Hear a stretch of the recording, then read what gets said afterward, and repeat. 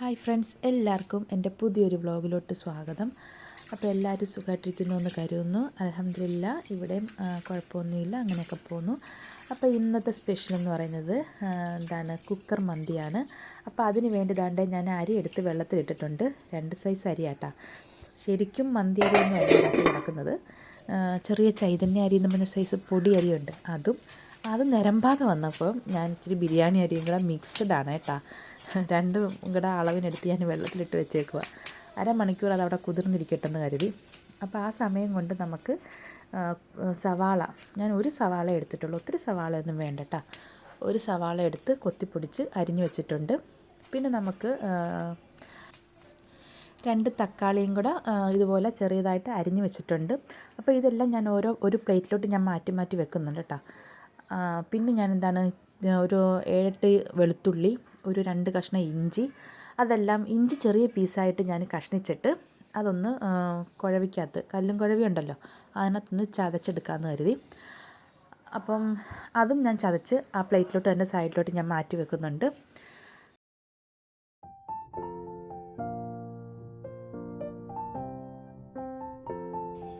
പിന്നെ നമുക്ക് ആവശ്യത്തിനുള്ള പച്ചമുളക് എടുക്കാം. ഇവിടെ നല്ല സ്പൈസി ആയിരിക്കണം ഫുഡൊക്കെ കേട്ടോ. അപ്പോൾ അതുകൊണ്ട് കൂടുതൽ പച്ചമുളകൊക്കെ ഞാൻ ആഡ് ചെയ്യും. നല്ലോണം എരിവ് വേണമല്ലോ. ഈ കത്തി കണ്ടല്ലോ, നല്ല സൂപ്പർ കത്തിയാണ് കേട്ടോ. നമുക്കിങ്ങനെ അരിയാനൊക്കെ നല്ല പെട്ടെന്നോട്ട് നല്ല മൂർച്ചയുള്ള കത്തിയാണ്. ഇനി നമുക്ക് കുക്കർ മന്തി എങ്ങനെ തയ്യാറാക്കുന്നതെന്ന് നോക്കാം. അതിനായിട്ട് ഞാനൊരു കുക്കർ അടുപ്പേ വെച്ചിട്ടുണ്ട്. അപ്പം ഇനി അതൊന്ന് കുക്കർ ചൂടായി വരുമ്പോഴേക്ക് നമുക്ക് ഓയിൽ ഒഴിച്ചു കൊടുക്കാം. പിന്നെ മന്തിക്ക് എന്തായാലും സൺഫ്ലവർ ഓയിലാണല്ലോ, അല്ലെങ്കിൽ ഒലിവ് ഓയിൽ വേണം. ഒലിവ് ഓയിലൊന്നും ഇല്ല, അപ്പോൾ പിന്നെ സൺഫ്ലവർ ഓയിൽ കുറച്ച് ഒഴിച്ചു കൊടുത്ത് ഇനി അതിലോട്ട് നമുക്ക് ഗ്രാമ്പു, ഒരു പിഞ്ച് ഗ്രാമ്പു ഇട്ട് കൊടുക്കാം. എന്നിട്ട് കുറച്ച് കറുവപ്പട്ട, ഏലയ്ക്ക, അതുപോലെ നല്ല ജീരകം കുറച്ച്, ഇതെല്ലാം കൂടെ അങ്ങോട്ട് ഇട്ട് കൊടുക്കുക. എന്നിട്ട് അതിനകത്തോട്ട് തന്നെ ഇഞ്ചിയും വെളുത്തുള്ളിയും കൂടെ ചതച്ചത് ഇട്ട് കൊടുക്കുക. നന്നായിട്ടൊന്ന് മൂപ്പിക്കുക.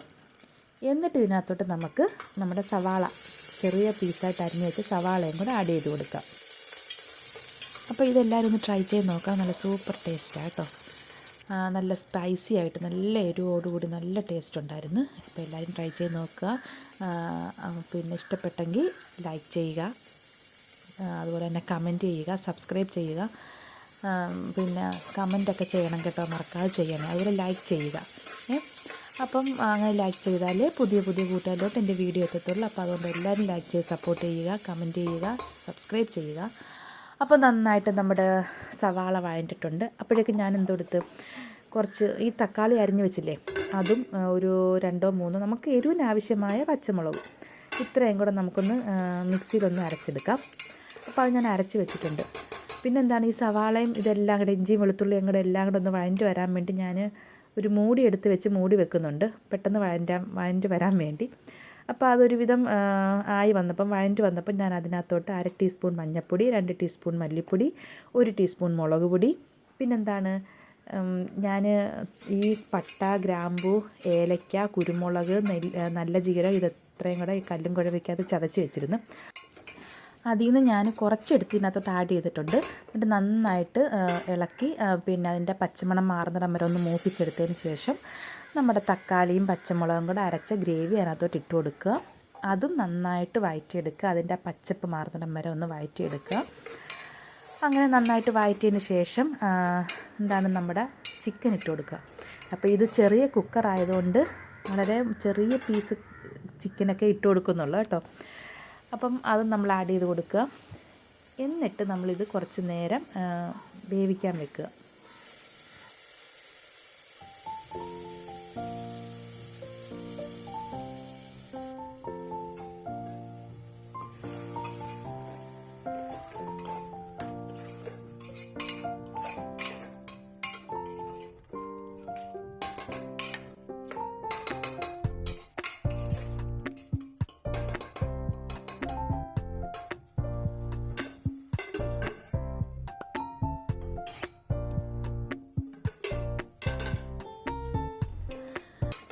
ആവശ്യത്തിനുള്ള ഉപ്പും കൂടി ഇട്ട് വേണം നമ്മളിത് ഒന്ന് വറ്റിച്ചെടുക്കാനും.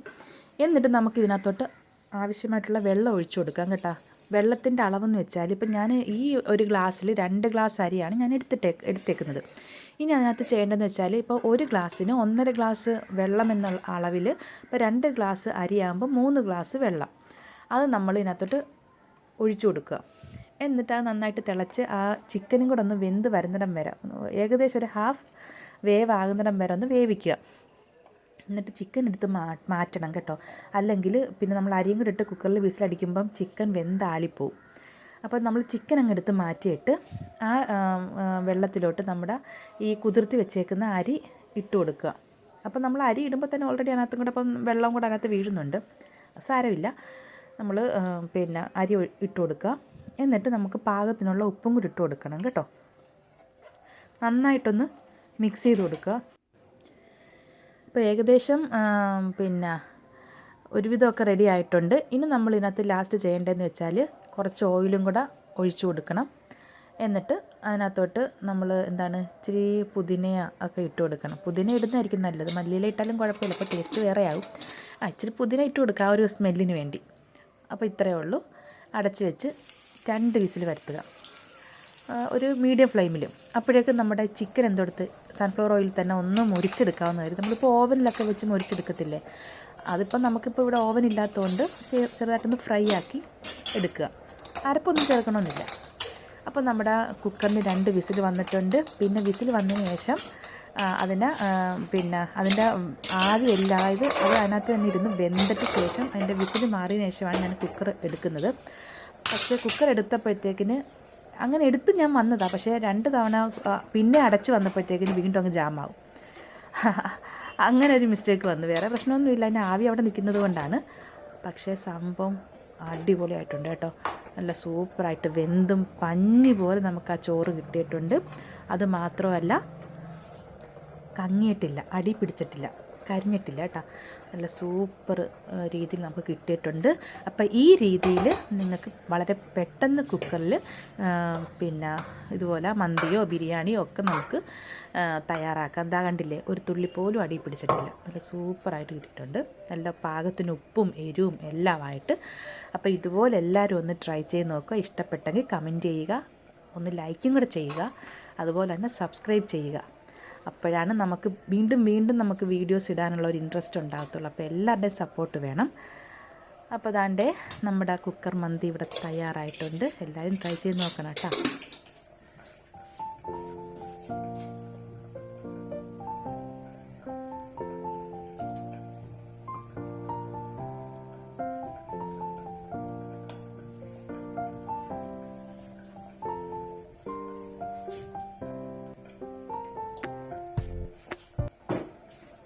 അതിൻ്റെ ഇടയ്ക്ക് വേറൊരു സംഭവമുണ്ട്. നമ്മുടെ തക്കാളിക്കറിയും കൂടി ഞാനിവിടെ ഉണ്ടാക്കി വെച്ചിട്ടുണ്ടായിരുന്നു.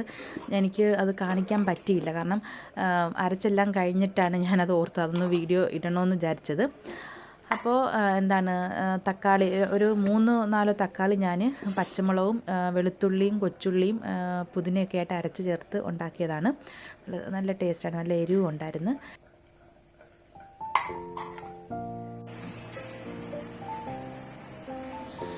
അപ്പോൾ അങ്ങനെ നമ്മുടെ കുക്കർ മന്തി ഇവിടെ തയ്യാറായി കഴിഞ്ഞു. അപ്പം നമുക്കൊന്ന് ടേസ്റ്റ് ചെയ്ത് നോക്കാം. നല്ല സൂപ്പർ ടേസ്റ്റ് കേട്ടോ. നല്ല എരിവും പാകത്തിനുള്ള ഉപ്പും എല്ലാം ഉണ്ട്. അതിൻ്റെ കൂടെ ഈ തക്കാളി ചട്നിയും ഇച്ചിരി സവാള അരിഞ്ഞതും. അപ്പോൾ ഇത്രയൊക്കെയുള്ളൂ. പുതിയൊരു വീഡിയോ ആയിട്ട് വീണ്ടും കാണുന്നിടം വരെയും ബൈ.